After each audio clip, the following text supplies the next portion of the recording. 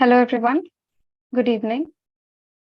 I'm Raja Singh, and I'm thrilled to be your host for tonight's extraordinary session of Raahat Speaker Series. As you all know, today's session revolves around gaining insights into mental health from the perspective of a psychiatrist. And we are fortunate to have with us Dr. Hamid Dabholkar, a highly respected senior psychiatrist from Satara. He will shed light on various aspects of mental health and gracefully address all your questions, including those related to your test results. For those who participated in the previous sessions and took the mental health test, I kindly request you to keep your questions ready, as we have Nagesh sir here along with us from previous session of Examine Your Cognition, where you guys gave mental health test. He, along with our guest speaker, would answer your questions. This is a fantastic opportunity for all of us to engage and make this session truly remarkable. Let's make it interactive and memorable. Without further ado, let me introduce our esteemed guest speaker, Dr. Hamid Dabholkar. His achievements are widely recognized as he serves as a trustee for the esteemed Sadhana Trust in Pune and the transformative Parivartan De-Addiction Center in Satara. Dr. Dabholkar's significant contributions to the field of mental health have instilled trust and brought happiness to countless patients and their families. Not only is he a talented cricket player, but he has also authored publications that have garnered attention in renowned medical journals. Sir, it is a tremendous honor for us to have you here tonight. I now eagerly pass the baton to you. Please take over and enlighten us with your wisdom and insights. Thanks. Am I audible? Yes, Thanks sir. for the kind words. Yeah. Okay. So I'm really happy to be here with you all for this dedicated talk on mental health. Raahat is in itself is a very interesting idea where students take initiative about their mental health, and as all of you are students of IIT Chennai, which has been in news in last couple of years for issues related to mental health, though you are not living on campus and attending the online course, but all of you must be aware of the multiple suicides of the students that have happened in IIT Chennai in last few years. And the initiative that you all are taking for mental health is very important from my point of view, because many a times we wait for government to come up with solutions, the institutions to come up with solutions, but we forget that we ourselves can also initiate the problem solving and be part of the solution. And I really feel happy that you have taken that important step. In addition to that, I'm really happy that you all have gone through the psychological assessment test which Dr. Nagesh conducted with you. Now, when we are going to talk about the mental health issues uh, by and large, and then specifically about your results, many a times I think that um, there is a kind of a caste system in our health related issues also.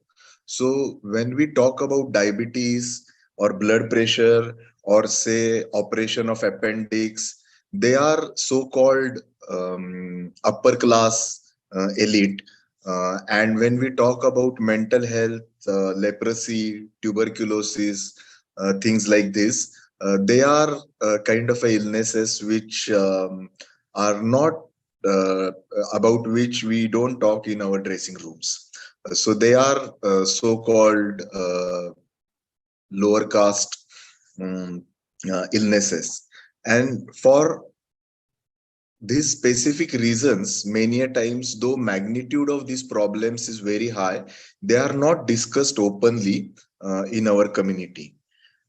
And more so important about the youth mental health problems, because as most of you are in that age group and must be facing day-to-day challenges related to this. If we just go and just have a look at the preliminary statistics, I'm not sure whether you are aware of the mind-boggling numbers about the mental health related issues in our country.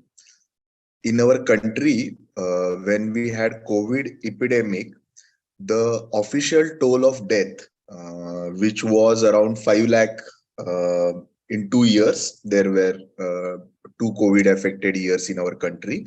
So roughly around 1.2.5 lakh people in our country died uh, due to COVID. And we were so sensitive about it, the whole government machinery, the whole health machinery, we were sensitive about it. If we talk about suicide, do you know how many people die of suicide in our country? Do you have any idea how many people die of suicide in our country? It's many times we don't know about these things. Around the official number say that around 2 lakh people every year die in our country due to suicide. So we generally we say that the human being is a very selfish creature, and they won't mind taking others life also for preserving their self interest. But this is a scenario where the person is ending his life on his own. And of that 2 lakh people, uh, you will be shocked to hear that almost 50%, which is around roughly around 1 lakh, are between 15 to 35 years of age.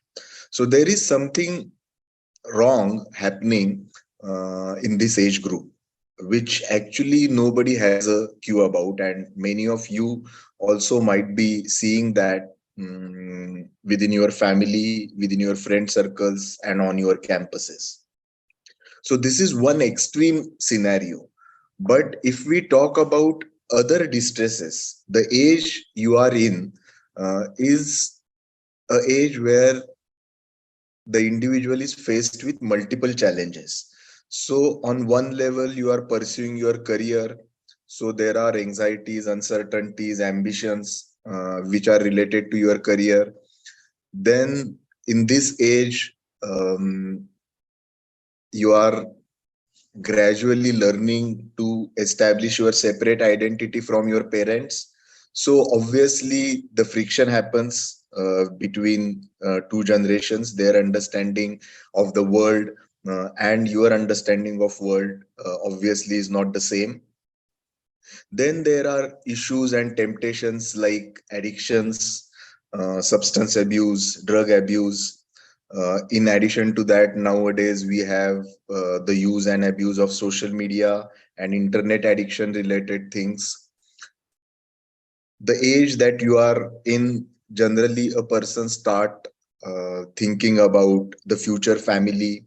There are issues about love, attraction, relationships, sexuality.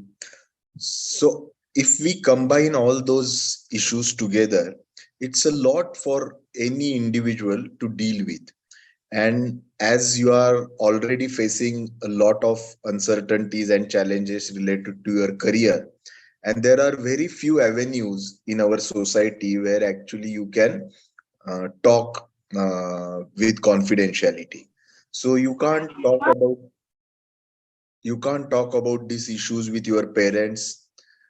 On campuses generally there is no way that you can talk about these issues with your teachers. Then the only option that is remaining for most of students in your age group is their peer, and then the Google doctor. So many a times it's misguided, and the issues start from there.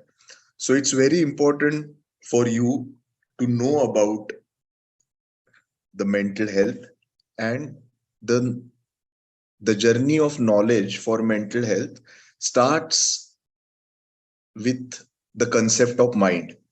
So you have now completed almost 12, 13, 14 years of your education, maybe more.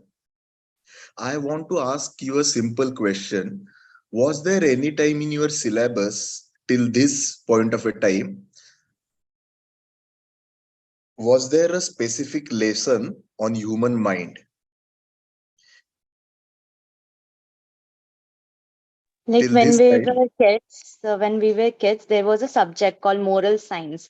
There they used to teach some moral values, but Yeah, but not a moral specific values is lesson not on. about mind. Yeah, so Correct. moral values is not about mind. See, like when you are kids in first or second standard, generally you were taught about where is your hand, where are so students in first or second standard are asked to show where is your ear, where is your nose, kind of questions. So all our bodily organs, generally we know in the say junior kg or senior kg. But when it comes to mind, as some of you have typed and you also said rightly, so we have a moral education, that's fine, but we don't know which is the organ of that moral education. Even if I ask you what is the organ of education, like for seeing you need your eyes, for hearing you need your ear, for education which is the organ in our body, without that organ we can't complete our education. So if you are blind, yeah, somebody has written neurons, which refers to brain. So if somebody is blind, still he can pursue education. If somebody is deaf, still he can pursue education because they have their mental resources available. If somebody doesn't have one limb or one leg, still they can pursue their education. But if somebody has a brain with limited potentials, which we call generally intellectual disabilities, then the education gets seriously compromised. So what we need to know is the brain is very important organ, and mind generally, if we want to understand it in a simplistic terms, is the function of the structure that we have in form of brain. This simple knowledge about mental health is not imparted even to a IIT. Forget about IIT graduates. Many times, not even in the MBBS curriculum, we have proper scientific information about human mind, how it functions, what is its structure, what are its issues, how do we identify when your mind is not working well, and what needs to be done when it is not working well. So if we don't impart any knowledge about these conditions, then obviously the ill information, superstitions, and misguidance is what we have. And that has led to n number of misconceptions about psychiatrist, mental health, and mental health related establishments. To an extent that in your local community, you must have observed when somebody refers to a psychiatrist, क्या बोला जाता है उसे, ये किसका doctor है, psychiatrist है, किसका डॉक्टर है? पागलों का बोलते हैं. पागलों का बोलते हैं. तो पागलों का mind is like very politically correct answer. Yeah, mad is I think the right answer. ये पागलों का डॉक्टर है. तो इसके पास जाने की जरूरत क्या है? We don't need to. So am I mad? Have I lost my mind? So then why should I go to a doctor? And then there is a extension of this myth, which is also very frequently prevalent in our community, as the like the people who treat those patients, mentally ill patients, उनकी भी खोपड़ी थोड़ी सी हिली होती है. तो So that's the level of misinformation and lack of knowledge. Uh, yeah, even they say like there is nothing as psychological problems. ये सब आपके मन की बात है. ये आपके it's just your mind is playing the games. And then if that acceptance is not there, then obviously it's very difficult for somebody to come forward and seek help. In addition to that, we have a huge gap between the need of mental health services and the actual number of mental health professionals available in our country. So, if we just go by the number of people who need mental health related help, the prevalence of the illnesses, as WHO has talked about, generally the rule of thumb is around 1% of our population has some or other form of severe mental issues. And by severe mental issues, I mean which are generally referred by lay community as a mad individual or who has lost touch with the reality. Schizophrenia or bipolar mood disorders are the examples of these kind of illnesses where that person, that individual is generally not aware that he is facing some psychological problems, and their touch with reality is lost. So they feel things we generally don't feel, or they can see things which we generally don't see. This is basically due to the, as you might have heard in the common phase Lagero Munna Bhai has talked about, is chemical locha. So there is some chemical disturbance that happens in your brain, and these are basically severe mental disorders. So this is 1%. Then the depression, anxiety about which we tested, and this I am talking about the general population, which is roughly around 1 in 20. So, which is roughly about 5% of the population in our society at any given point of a time has diagnosable depression or anxiety. So, we have conducted the psychological assessment for your cohort also. And now more than 3-4 thousand students we have screened with this psychological assessment, and the numbers, especially for youngsters, are also alarming. The number of students who we have tested positive for moderate to severe depression or anxiety is up to 30%. So there is a great possibility that every third individual who is attending this session might be having problems with depression and anxiety. So what we mean by depression and anxiety?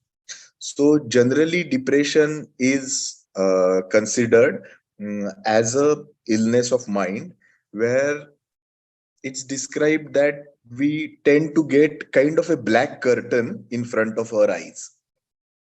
So everything that is happening around us, we start looking through that black curtain. So there are three specific issues. One, perception about self. Second, perception about others. And third is perception about community. So we start having low self-esteem, that is perception about self. कि मैं कुछ नहीं कर पाऊंगा, I am worthless for means I don't have any worth, I won't be able to complete my curriculum. It's a sad state of affair with me. So you start evaluating all negative points in yourself, and then that becomes the central pattern of thinking. Then you start feeling that people around us are not enough supportive, they are not giving me enough help, my parents are not supporting me, my friends are not with me, I have been left alone in this terrible situation. So this is not the reality, but our mind start interpreting the reality in a way that only negative things of what is happening around starts getting registered in our mind. And then the third thing is the negativity about the future. So we start feeling in a way that I won't be able to complete my curriculum. There is no point in living in this life. And to an extent that then why to live, and suicide related thoughts. So these are generally signs and symptoms of depression. But in addition to these psychological symptoms, generally people tend to get the physical symptoms also. So by physical symptom, what we mean, generally the sleep is disturbed, appetite is reduced, you don't feel like eating food, or many a times when exams are close, we eat too much. Similarly, we don't feel like waking up, or waking up from the bed, and then Laziness. laziness, or we can't go to sleep. And then there can be bodily symptoms. Your head is aching continuously. Then you are having disturbances in your tummy. You show to a physician and it's not diagnosed. So they say that there is nothing to be diagnosed here physically. Many a times in Indian subcontinents, as we are not that vocal about our emotions, the emotions are expressed through our bodily feelings. So these are generally the signs and symptoms of depression. If we go to anxiety, then almost all the before we go to anxiety, what we need to discuss is that we tend to experience this kind of symptoms in our daily life also. Many a times what happens, some stressful situation happens, some tragic thing happens in our family, and then we have all these kind of symptoms. But that's the natural reaction to that situation. Generally that reaction subsides in couple of days.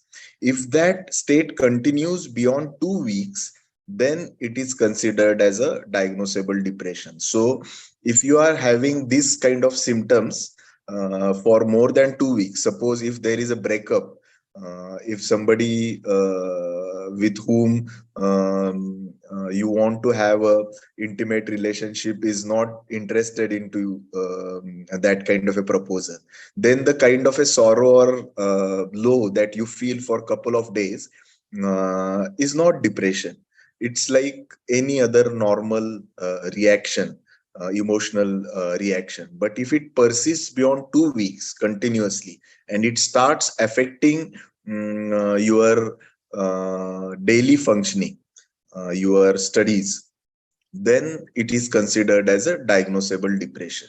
Similarly, for the anxiety, most of us face this kind of symptoms, anxiety related symptoms, when the exam is approaching, when we are waiting for our entry in the examination hall, like palpitations.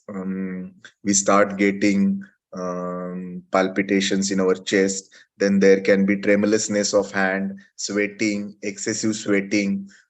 We feel like something is happening in our tummy. We need to go to loo. All those urgency of going to loo. So all those kind of symptoms generally we start feeling when we are anxious, and our mind is racing. It's like continuously putting your foot on the accelerator without the car moving any forward. So yeah, so after GE results, or before the examination, so all of us experience these symptoms. But when these symptoms persist even after 15 days, then that is considered as a anxiety disorder, and for which we need to take treatment. Many a times it happens that this kind of anxiety comes in bouts, which is generally referred to as panic. In panic, what happens? It's a sudden and intense bout of anxiety. So suddenly, you must have seen that on the morning of the examination, there are students who are around us. They suddenly start feeling supremely anxious, and they say, "No, abhi is saal to mujhse nahi hoga. I am not going to give this paper," and then they just leave. or many a times it happens that in between examination also there are students who start feeling severe anxiety, and then they feel that I can't go through this, and I just need to get out of this situation. So many a times that is the intense attack of anxiety. So the whole like our mobile phone becomes, it hangs, no, if we give multiple instructions in one go. If you want to open 3 4 apps in one time, then many a times it gets hanged. Similar to that, many a times we are facing up multiple challenging issues, our brain also gets hanged, and that's the level of extreme anxiety.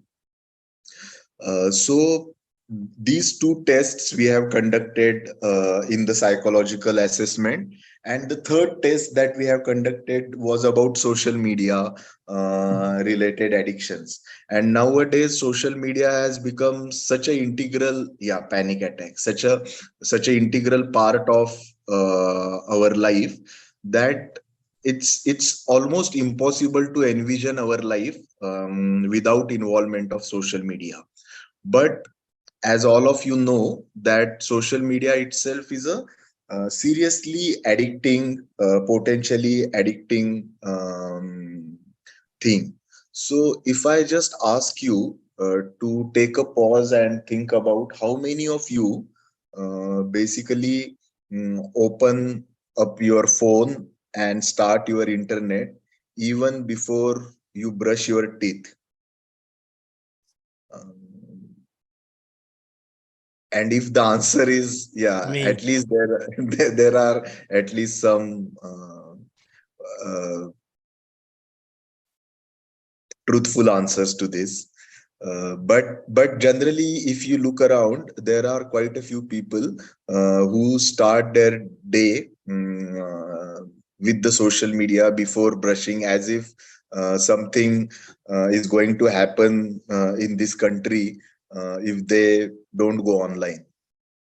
So this is the kind of a dependence we have started uh, developing on the social media. How many of you feel restless or anxious if you don't go online, say every hour, or if you don't post something in a day or two?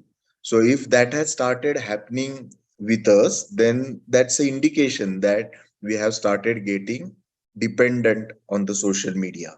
So if we go for a family vacation, we can't switch off our internet. If we are with friends or family, which is generally, suppose if as a family you have decided to sit together for a dinner and discuss things over dinner about what happened in everybody's life in that day, then you can't take out your eyes from your phone.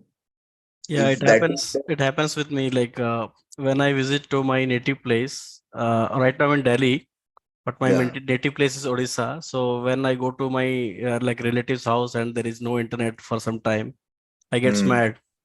So I Yeah, like feel like I suddenly I should go to Delhi, and because the internet is Delhi. very good, I have a Yeah. Wi-Fi. So it So feels it like is very like that anxious.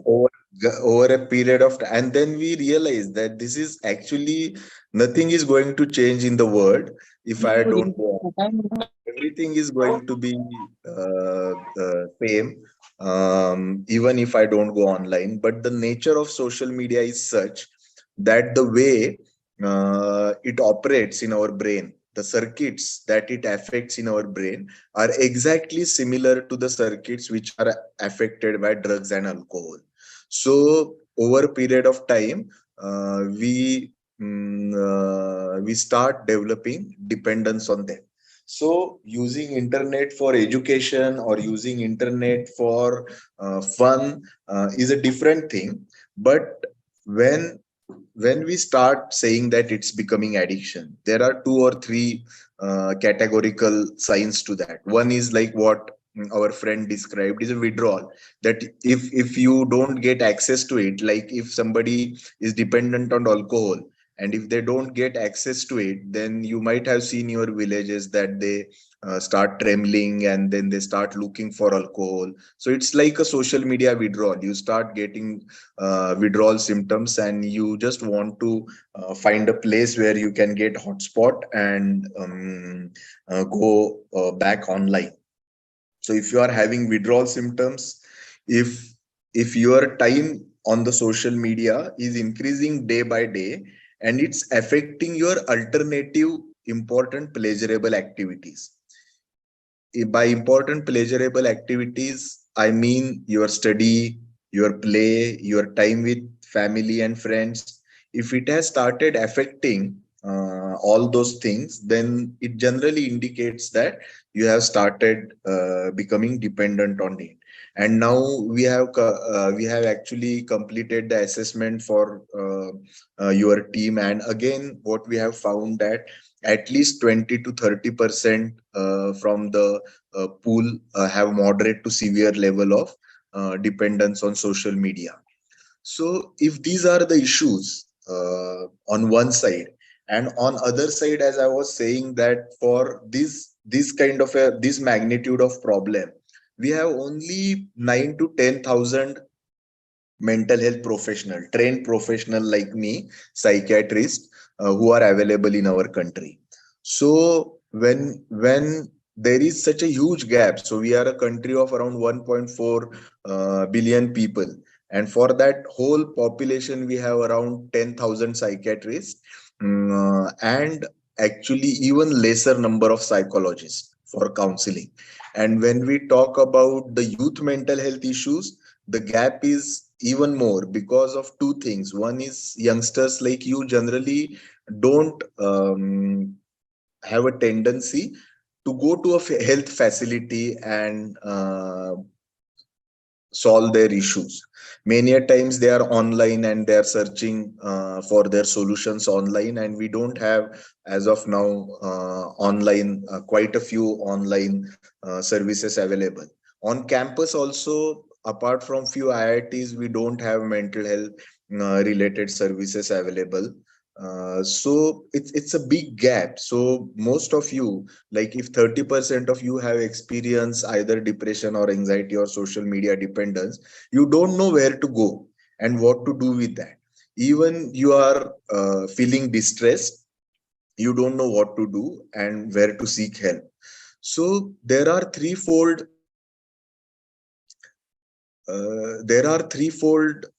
solutions to this, which I will just give you a brief, and then maybe through specific question and answers we can discuss that.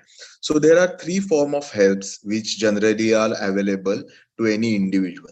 First is considered as a self-help. Self-help means you can basically help yourself, like the e-minded platform that Nagesh, Dr. Nagesh might have shown you last time. We have developed this e-minded platform through Parivartan Trust, which is kind of a one-shop stop, where if you are having issues with anger management, you can go and on that website and scroll about anger management, and then there will be self-help tips about how to manage anger. If you are feeling low, if you are feeling anxious, then there are self-help tips which are available. If you have a failure in love, your love life, difficulties of dealing with parents, or bullying, sexual harassment, all those things, there are self-help strategies which you can access on that e-minded website, if you just go and spend some time on that website. So that is called as self-help. Self-help is the help that we generally through which we help ourselves. So you can go and read about what you are having, even the assessment that you have done. So you have taken initiative to get yourself assessed. So at least you know that what you are suffering from is about, and then what to do about it. So there can be n number of self-help, like meditation, relaxation exercises. Many people feel good about listening music or playing the sports that they love, or spending time with their friends, family members. There can be different forms of self-help. There are some healthy forms of self-help and there are some unhealthy forms of self-help, like smoking or drinking. Is an unhealthy form of self-help. Generally, you must have observed that when the examinations are close by, there is an increased tendency of smoking or chewing tobacco in the students, which is basically to cope with the uncertainty and anxiety that is brought by examination. That is not so good way of coping. Uh, so we need to learn about healthy ways of coping and unhealthy ways of coping also. All of that is available on eMinded website. So this is like self-help. Then there can be second level of help, which is generally called as a emotional first aid or guided self-help. So many a times for mild problems, stress related issues, we may not need to go and consult a specialist, psychiatrist. There can be trained professionals amongst us, like one initiative we have through Parivartan Trust is Manas Maitri, like friends of mind. So we train these anybody and everybody who is interested in providing emotional first aid, like physical first aid. Emotional first aid is the concept that WHO is promoting in a big way now. So what is physical first aid? That if you have a cut or a burn in your house, then before going to a specialist, the things that we generally tend to do at our home are called as emotional first aid, like applying turmeric or washing that place, then this applying bandage. So those kind of things are generally considered as physical first aid. But emotional first aid, we many times are not aware about. So there are certain skills like listening skills, skills of reflecting, how to give advice, how to give support, how to make the person who is in distress more comfortable, then how to keep confidentiality of the issues that person is discussing with us. So if those basic skills are learned by anybody and everybody, if there is a friend or family member who is not feeling well, they are in distress, then you can help them in understanding what is happening with themselves, and then get themselves screened and with the initial emotional first aid, and make sure that they understand what is happening with them and seek proper help if required. So that is the emotional first aid and guided self-help. Um, the third way is the professional help.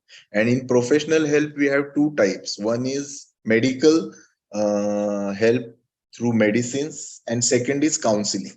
So generally, the illnesses which have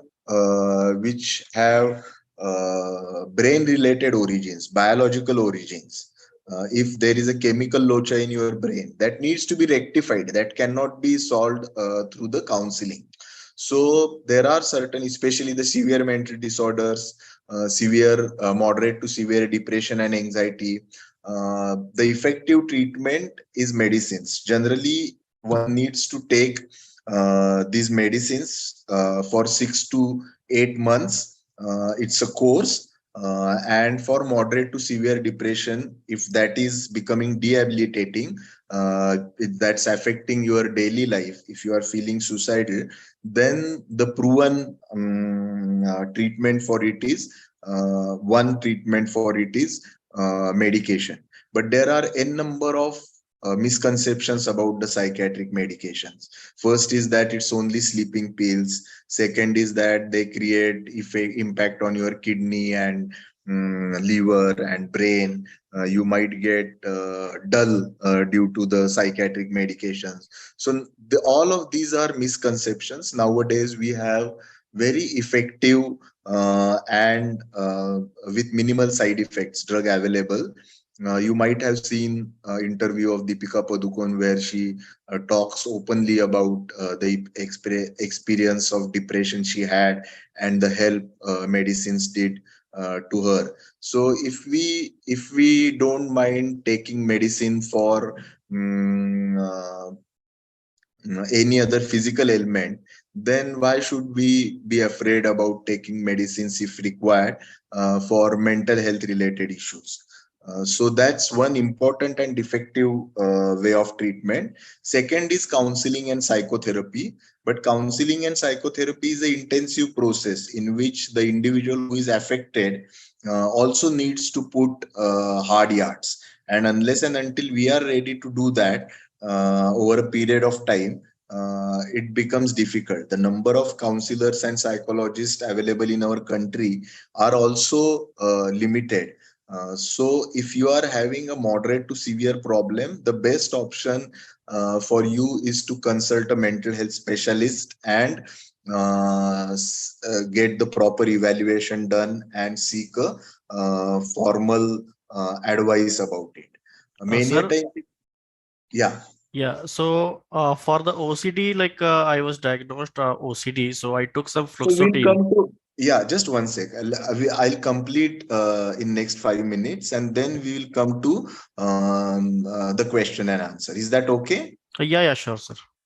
Because Yeah. it was some related, so that's why I Yeah. thought I should So speak. then there can be different illnesses which might need something more than medication and psychotherapy or counseling, which is a process of rehabilitation. And through that process of rehabilitation, generally that individual is helped to gain back the confidence and become the productive member of the society. So there is a great possibility here for you as a group, Rahat. If you want to take this initiative further and get trained into emotional first aid, then definitely through the e-mindit and Parivartan, we can offer you or design specific courses for you in the guided self-help, which can be completed for you. And if you have amongst you, if you have say around 10 or 15 individuals who can complete this kind of a course. So if anybody from your group feels anxious, depressed, then there is a possibility of finding somebody close by to talk about those feelings, and then with help of those Manas Mitra or Maitrin, friend of mine, you can tackle the emotional issue in much better way. So that's also one possibility which we can work together with help of Dr. Nagesh and you all, and develop a more sustainable solution to this problem. So here I think I will stop. Briefly, I have given you overview about what are the issues of mental health and what is their magnitude, what generally symptoms we have, and what kind of a treatment we have available for those symptoms. So I'll stop here and then maybe we can move over to question and answer. Thank you. Thank you, Dr. Dabholkar, for the invaluable information you have shared with us. On this crucial topic of mental health, your insights have been truly enlightening. Now it's time to address a few questions from our eager and enthusiastic students. But before we dive into the Q&A session, I want to remind everyone to actively participate and make the most of this opportunity. Do not hesitate to ask your questions or share your thoughts. Remember, this session is meant to empower and educate each and every one of us. So without further delay, let's open the floor for questions. Raise your hands and make sure your video cameras are on. And I'll make sure to give everyone a chance to have their queries addressed by the expert himself. Your active engagement will make this session even more impactful and beneficial for everyone present. Over to you, Dr. Dabholkar, to respond to the questions from our eager students. Okay, so how do we do that? You'll type the questions, or if somebody from you can facilitate this session, it will be good. So if you can pick and choose the questions which are typed in the text box, which you Yes, want sir. to I would answer. like to address this. We have a sheet where we have few questions, but also the students who are here in the meet wants to directly interact. So they are raising hands. I'll give them chance to unmute them and ask the questions. Sure. Yeah. So first hand I can see Shivananda Das. You can unmute and ask your question. Yeah, good evening, sir. So first of all, as you said, like the sleepy, like the pills which the doctors gave, so they are like we have a misconception that it gives us sleepiness, right? But I was diagnosed of OCD, and the doctor gave me some fluoxetine, right? But what happens is after 2 or 3 days, so I feel sleepy all the time, like uh, 14 to 16 hours I go to sleep. So it was affecting my like job as well as my studies, so I stopped taking that medicines. So how can like because I tried some few different doctors, so a different doctor gave fluoxamine and sertraline, but every pills whatever they gave, so I was feeling only sleepy all the time, laziness and sleepiness, and when I stopped the medication I'm fine. So how does this help? Because So generally, the medicines that you mention, they don't have sedation as their side effect. Some tablets, the mental health tablets, at some doses can have sleepiness as the side effect. But if you go back to that doctor and if they adjust the doses, then generally in 99.99% of cases, the problem of sleepiness can be taken care of. It happens very rarely that you won't, after a trial of 2 3 drugs, you won't find a right drug for your treatment. For obsessive compulsive disorder, there are psychotherapeutic options also available, which are not very, so you can take counseling, help of psychotherapy and counseling also. But I think persisting with one doctor and telling them to change the medicines and adjust the doses might be the best way forward for you, because it will need medicines. And it generally, see, like for diabetes, we can check your sugar and adjust the doses. For mental health, we don't have any examination or lab investigation as such. So whatever the titration of doses happens is based on your experience. Within 2 3 visits, the prescribing doctor generally gets a feel of what is the dose level that you are comfortable with. So the primary aim of those medicines is not to make you sleepy, but to help you with reduction of your OCD symptoms. So whatever those side effects are should be titrated, and then that can be helped. okay, thank you, sir.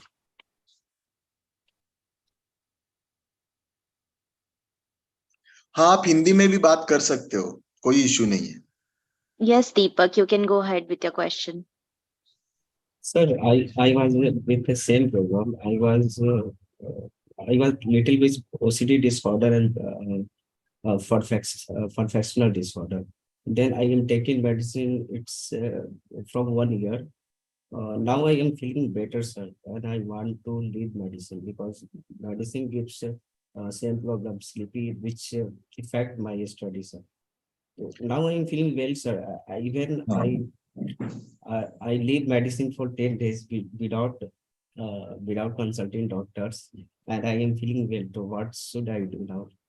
तो मैं आपको recommend करूंगा कि without consulting doctor आप दवाई बंद करना ठीक बात नहीं है. आपको साइड इफेक्ट हो रहे हैं तो मुझे लगता है कि डॉक्टर के पास जाना चाहिए और उनको बोलना चाहिए कि मुझे साइड इफेक्ट हो रहे हैं, मेरे दवाई एडजस्ट करके दो. जनरली ये जो बीमारियां होती है, जैसे moderate to severe depression, OCD, उसमें ये होता है कि ऑलमोस्ट 50% लोग होते हैं उनकी दवाई धीरे धीरे कम करके बंद की जा सकती है, और 40-50% लोग ऐसे होते हैं कि जिनको लॉन्ग टर्म मेडिसिन चालू रखना पड़ता है. तो you don't know at this point of a time which group you fall into. So on your own, if you discontinue medicine, जैसे आपने अभी बंद किया है, तो थोड़े दिन के लिए जब तक आपके ड्रग लेवल है मेडिसिन के, तब तक वो ठीक रहेगा, और थोड़े दिन के बाद फिर आपकी तकलीफ है वो शुरू हो जाएगी. तो एकदम से स्टॉप करने से अच्छा है कि आप डॉक्टर से बात कीजिए, और पीरियड ऑफ 3-4 मंथ्स आप वो डॉक्टर धीरे धीरे दवाई कम करेंगे और देखेंगे कि दवाई कम करने के बाद आपकी बीमारी फिर आ रही है या नहीं। उसके बाद दवाई बंद करने का डिसीजन लेना ज्यादा समझदारी है। Actually, sir, I am consulting government doctor and I have not opportunity to talk too much uh, in front of doctors. So हाँ, वो गवर्नमेंट में वो प्रॉब्लम है डेफिनेटली, लेकिन आप अपने आप पे बंद करने से अच्छा है कि आप उनसे रिक्वेस्ट कीजिए कि मुझे 2-3 चीजें, वहाँ काउंसलर भी होंगे शायद वो उस ओपीडी में, तो उनसे भी आप बात कर सकते हैं कि मुझे कम करना है, बंद करना है, तो can you advise me on that. okay, sir, thanks.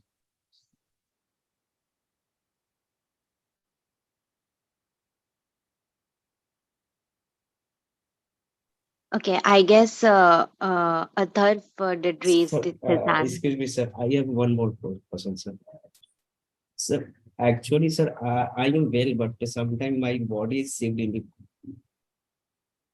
Even I am feeling well and I am confident, but suddenly my body feeling shivering. So this is mental problems or हाँ, she हो सकता as है, ये देखना चाहिए। I think without examination I can't comment, but there is a possibility that this is associated with your mental illness, because mental illness में physical symptoms भी आते हैं। तो मुझे लगता है कि ये आपके ट्रीटिंग डॉक्टर को आपको बताना चाहिए, और वो आपको स्पेसिफिकली गाइड करेंगे कि ये मेंटल है या फिजिकल है। okay, sir.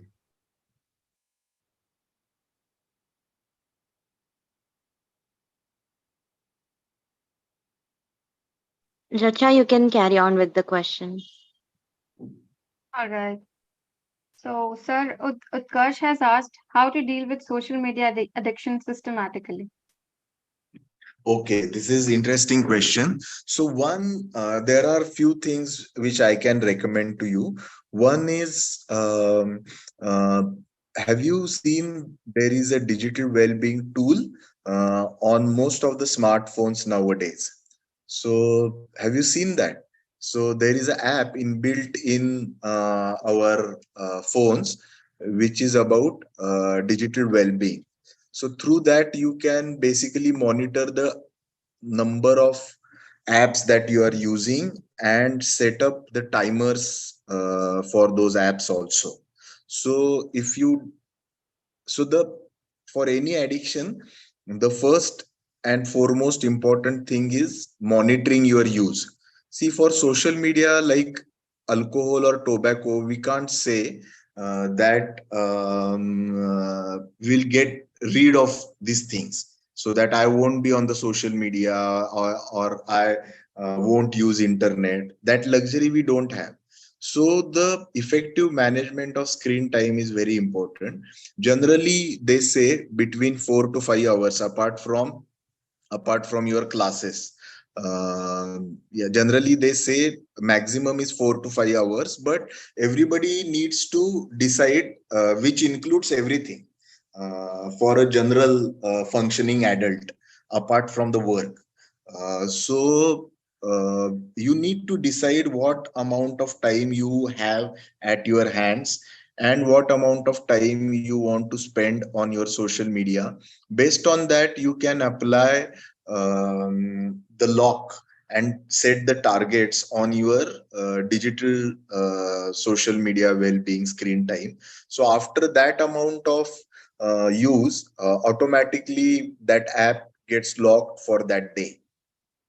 Then there are things like digital detox, where people try to completely switch off from the digital presence for 8 days, 15 days, for a month, just to break that habit.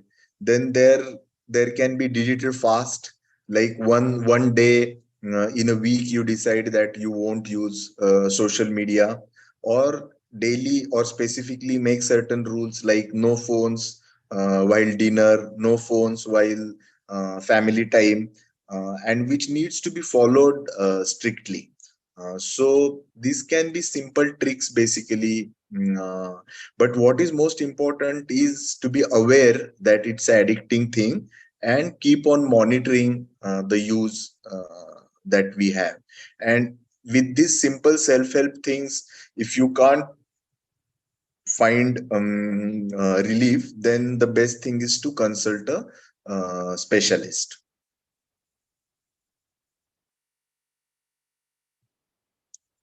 All right. Sir S. Kirti has written how to make career decisions. It's really stressful and confusing to choose a path.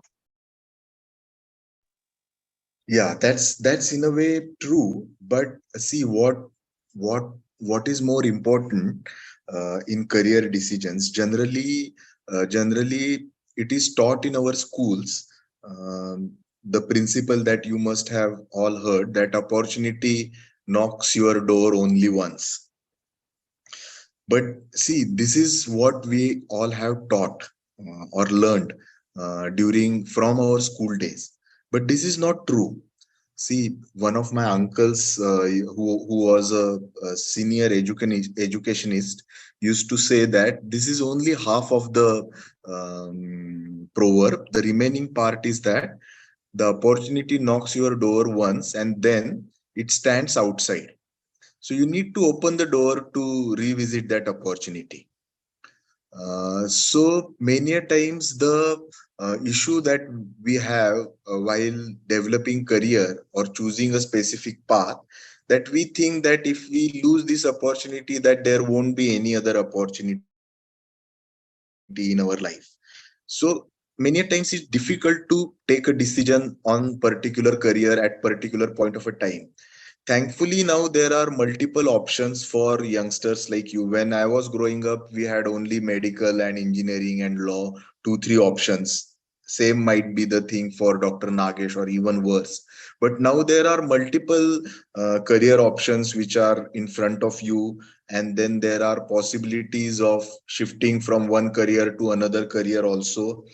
Now what they're saying is that most probably the longevity and the reduction in span of career that has happened, the increase in longevity and reduction in span of career that has happened, many of us or most of us might end up having two or three careers in their lifetime. So you can see there are quite a few IT guys who are now switching their career in mid 50s. Nagesh is a great example of that. I think let's not get carried away with this opportunity knocks your door only once, and let's believe in ourselves. So sometimes we need to try and test the options, and even if we fail, we learn from that. Thank you, sir. That's actually helpful. Sir Pooja has asked, sir, is overthinking dangerous? And similarly, another question was asked by Anjani. She writes how to gain self-confidence and belief in ourselves, and how to worry less and stop overthinking. What is the ultimate solution for overthinking? Yeah, so see, first thing we need to realize that there is no ultimate solution in mental health. So if we start looking for ultimate solutions, then most probably we'll be disillusioned. We need to realize that worrying is the part of human nature, and anxiety, worry has a beneficial effect also. Like they say, there is a eustress and then there is a distress. So if we plot a graph of stress and performance, that stress on one axis and then performance on another axis, so performance on this and stress on this, then the graph is basically like a bell or inverted U. So for certain amount of performance, anxiety, thinking, stress is required. But after a threshold, if it persists, then it starts affecting your performance and performance starts going down. So this part of the graph is generally called as a use stress, which is useful stress. It's like the simile is like a rubber band. If you don't stretch rubber band, then obviously it won't function. But if you stretch it too much, then obviously uh, it will be broken. So we need to learn to understand that Stress also, or thinking, see, if you don't think, then obviously you won't act in the right direction. So you need to think, but what we need to learn is to when to stop that and when to how to control it. The biggest myth generally the overthinking person has is that if they think more, then they will find a better solution. So they keep on thinking more and more because they think that I have not given it a enough try. So if I think more, then I will find the most appropriate solution, which is not true. So there can be certain techniques. One of the techniques is called as worry surfing. You must have seen the surfing that happens mm, in the sea. So where basically the surfer is trying to um, not to get drowned and just overcome that tide. So in worry surfing, we over a period of time learn how to basically not get drowned in the worry, because the worry also has a cycle which is similar to a sea wave. So it goes up and it comes down. So if we just allow some time for it to come down, then most of the times it subsides. So then there can be techniques like worry time. So if you are continuously feeling worried, then you can decide, okay, for today, every day for all those questions I feel worried, I'm going to have a worry time between 8 to 8:30 every day, and I'm going to think about those things only between that time. And then if any other time those thoughts come to my mind, then I won't entertain them. So these can be simple self-help techniques. You can go to eMindit website. There can be more techniques, and if these techniques are not helping, then you can consult a mental health specialist. I hope, Pooja, your questions are answered. Moving on to Dipanshu, he has asked a general question. He writes, Sir, I think I have hyperhidrosis because whenever I get anxious or I'm in pressure situations, like while in class or playing chess, etc., my palms get sweaty. Is it a serious issue? I have searched about it on Google, but found no cure or treatment that can be done. So do I need to consult a doctor about it? I don't think so. If it is not affecting, so what we learned, the rule of thumb is that if it is not affecting your function, you don't need to worry about it. It's a normal variation, a natural variation that can happen between people. So you don't need to worry about it. Hope your question was answered, Dipanshu. Moving on to Escapee, she writes, how to maintain work-life balance. If we try to think a lot, we end up in burnout. Yeah, that's true. That's very important, and that's not only your problem, but that's our generational problem. But thankfully, I think nowadays there are so many opportunities of work, as well as there are so many opportunities of exploring life. As I said earlier, due to the increased longevity, then the general prosperity that has come around. So actually, it's funny that when we don't had those avenues, we are not thinking about work life balance. But now we have all those avenues, and we can actually spend our time of leisure more productively, and we are thinking about work life balance. The most important thing about work life balance, I think, is to draw a line. So what generally the mental health studies or the psychology of wealth also tells us is beyond certain points. So you need basically work and earnings to for the happiness to certain level.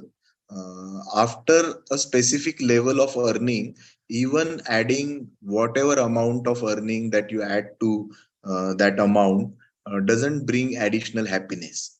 So that additional happiness comes from pursuing the things that you really like, the things in which you feel happy, and planning for those things. So I think this is the fundamental thing all of us need to know, is that money and the work is not going to bring all the happiness to us. Obviously, the happiness that one can feel um, after spending some time with the loved ones cannot be bought by money. The amount of happiness that can be brought in somebody's life by helping somebody who is in need cannot be bought by money. So we just need to understand that there are quite a few things which are beyond our career and work related interest, and start investing into them. Thank you so much, sir. Sir, Akash has written how to stop daydreaming. People say I'm always smiling when I'm alone. But who said that you need to stop daydreaming? So you are using your time effectively, I think. So no harm in daydreaming, unless and until it is affecting your studies. It's not a disorder. So enjoy time with Thank yourself. you, sir. Sir, Abhishek Bora has asked a personal question. He writes, I recently had got a negative news related to my health, which is giving me constant stress and trauma. I am used to constantly thinking about the issue in my subconscious mind, which will eventually cause more trouble for me. Is there a way I can fix my mind? I am trying to do meditation, but still haven't got rid from this issue. I think he should take the assessment if he has not taken, and based on the results of assessment, he should consult a specialist.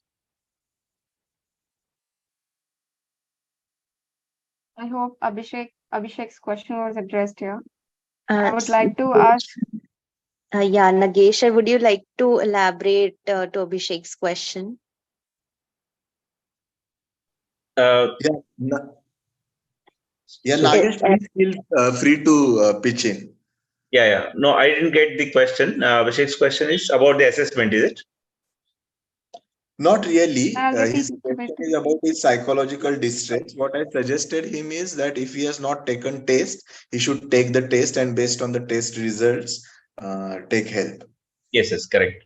So a lot of people are asking about the test. I think those who particularly missed the test last time, I think we will send one communication prapti to everyone with the link, and even the link of the YouTube video, which is a briefing before the test, because it is very important that people listen to that briefing before giving the test. That's important. So send those both links to them, and I think then they can take the test. Sure, Uh, sir. Dr. Hamid, till the time probably the next question comes in, I just have one question. Uh, our test was also for the social anxiety, one of the parameters that we have tested.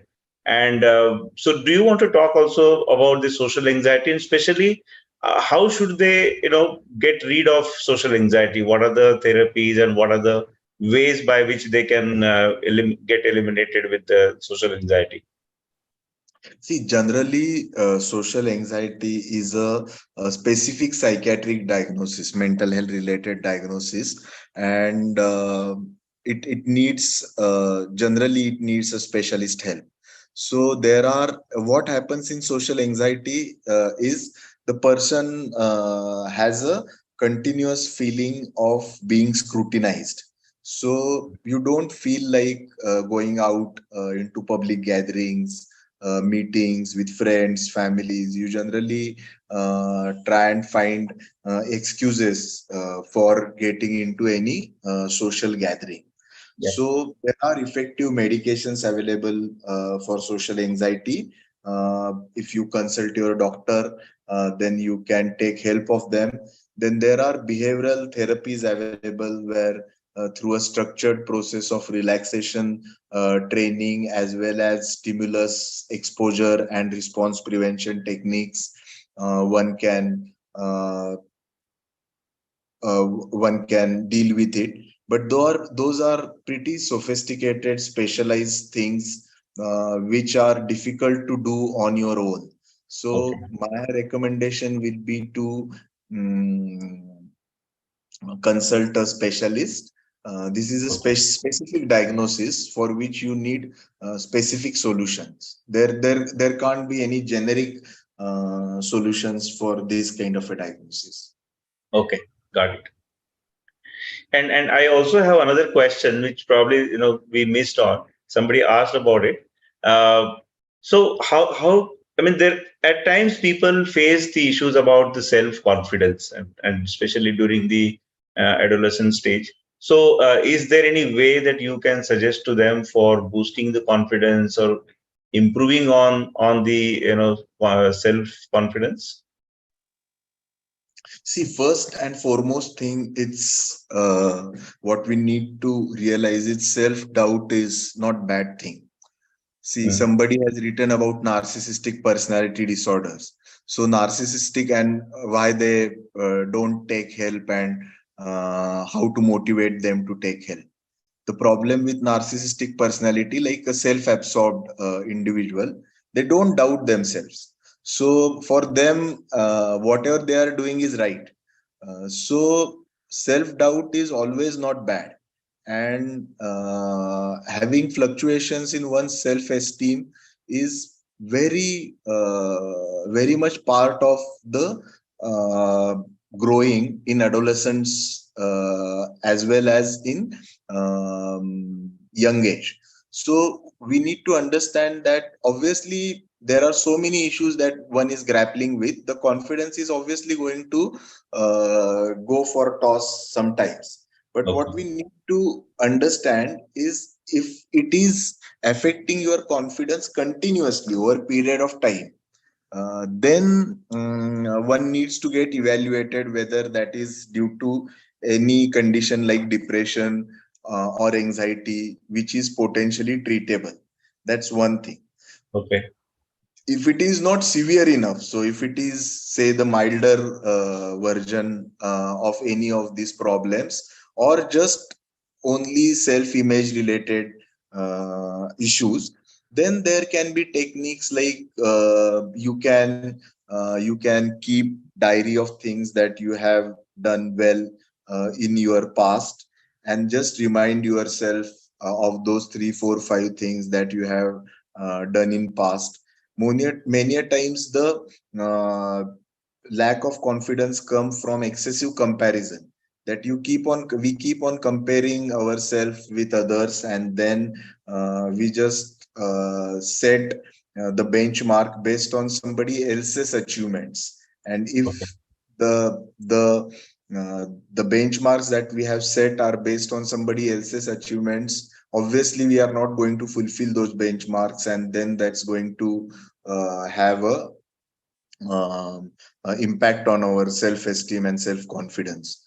Then having people around us who love us and support us and encourage us is also very important thing. If there are people around us who are continuously criticizing and showing us the negative side of us, showing us the negative side, then uh, the self-confidence is bound to have some impact. So the relationship, we need to have relationships where we feel comfortable, valued, get some positive vibes. That's also important. Correct. Thanks. I think the reason I asked this question is because our test is, if you look at our test, one of the parameter besides the depression, anxiety, internet addiction is also self-efficacy. So I thought, many people may not be aware of what is the self-efficacy, and if we are low on that, then what do we need to do, and so on. But it was good advice from you. Certainly, I hope everyone must have understood what you are suggesting here. Thank you, Nagesh sir. Actually, many students had that question. So thank you so much for asking that question. However, Anushree has asked a very important question. She writes, how do we know if a therapist is right or suitable for us? She also asks, what are the symptoms of ADHD and OCD together in a person?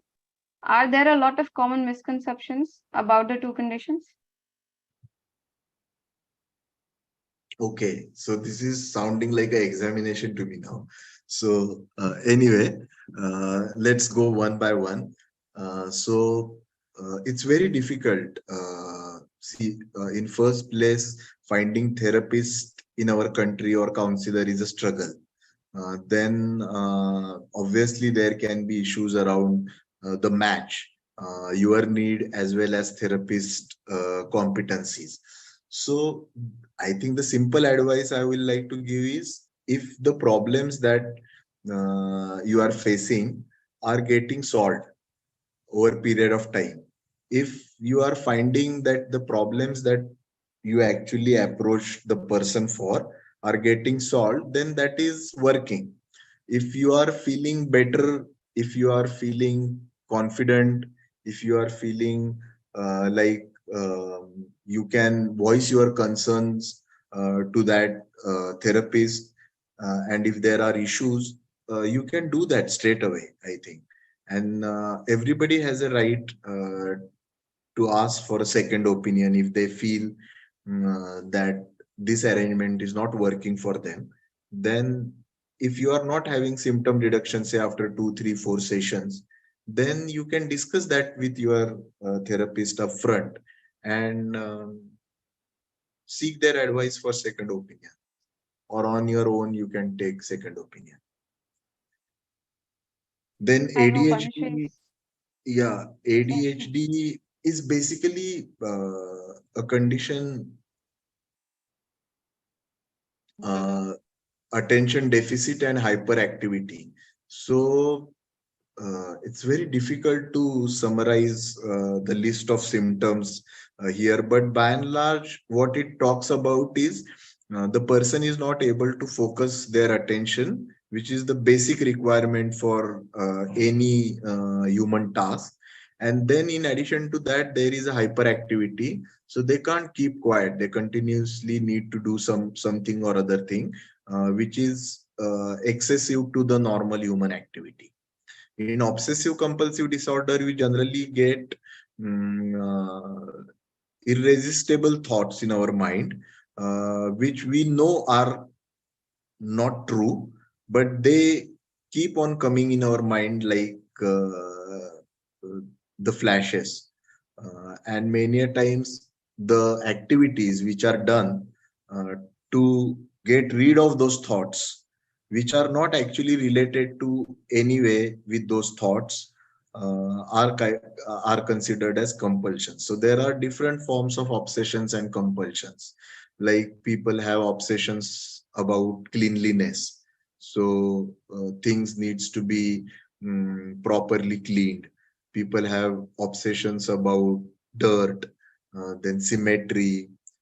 So there are a number of things about which people have obsessions, and then the compulsions can be counting specific number of times, or putting things in a specific order, or washing your hands for excessive cleanliness. So these are some symptoms. So maybe we can take one or two more questions. We are almost approaching 9, so we can take one or two questions and then finish this. Yes. So we have one last question from Kamakshi. She writes, a friend of mine was unable to pass an exam for the second time and feels unmotivated as a result. What are some effective ways I can provide support and assistance to help them regain motivation while also allowing time for their hobbies? So I think first thing you can do is ask them to take the assessment. So basically, you'll come to know whether that condition is due to uh, only due to failure, or in addition to that failure, they are suffering from depression or anxiety, which is treatable. So if they don't have a treatable, if they have a diagnosable depression and anxiety, then they should straight away consult a specialist for this. If they don't have a diagnosable anxiety and depression, then I think we need to talk to them about their decision. And many a times getting disheartened after second attempt might not be a bad thing. So that might be an indication that your capacity and the requirements of that examination are not matching. So they need to reevaluate their capacity, as well as the chances of uh, uh, clearing the examination and take the decision based on the rational evaluation of that situation. Thank you, sir. Dr. Nagesh, would you like to add something? No, I just want to, because there were a lot of questions about the test, and people said that they missed the test. So I think we will send the communication to everyone, and then they can take the test. They will get their results, and after taking the results, I hope the recording of Dr. Hamid is also there on the YouTube. So probably they will be able to make out what they need to do in case if they have moderate to severe either depression, anxiety, or internet addiction. So I think this was a very good session, very, very informative. And obviously, getting such kind of session directly from a psychiatrist was a very rare opportunity. I hope you all have made the best of it. And let's continue taking such initiatives. I think we should probably have similar gatherings at least once in a month or once in 2 months, and we should invite someone from outside and let them interact with the students. I hope all the questions are answered. If there is someone else who want to ask, they can raise their hands and quickly we can wind up. Is there someone else who want to ask something?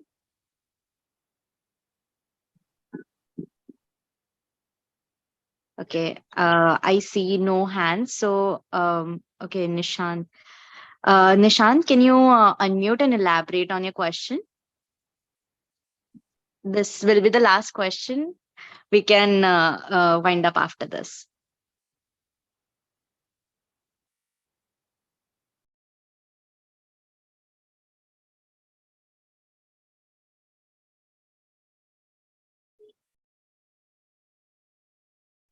Nishant, you are not audible. Right now? Yeah, we can hear you now. We can hear you now. As somebody is there who done something wrong with someone, they haven't worry about that and they don't sorry about that, but they're still happy.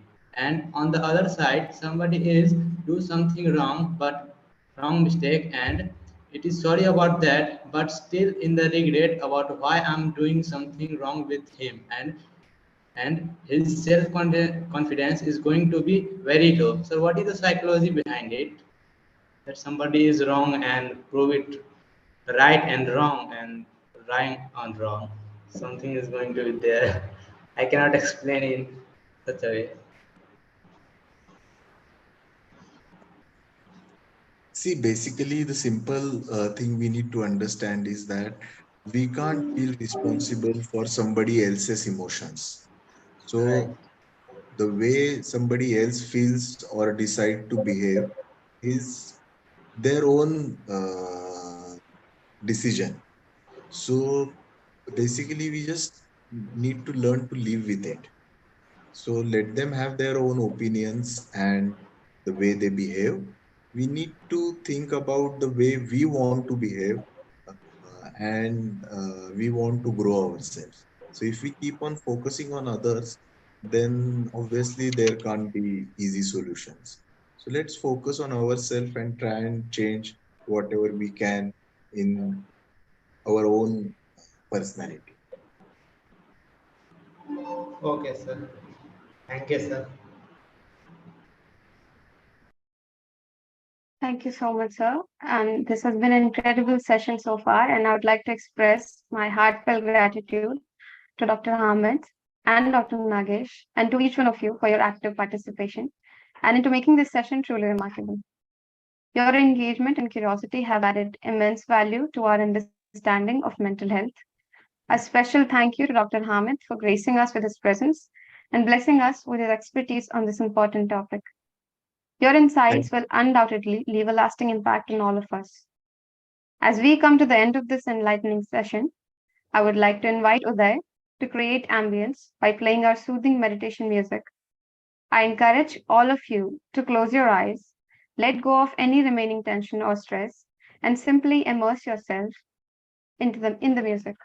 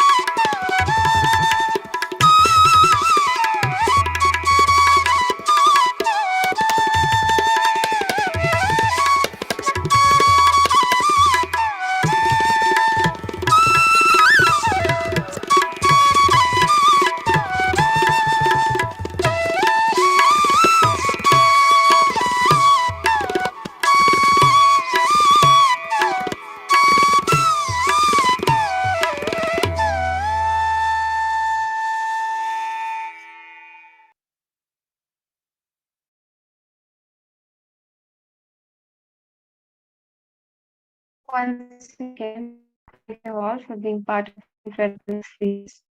Wishing you all continued mental well-being and happiness. Until we meet again. Thank you.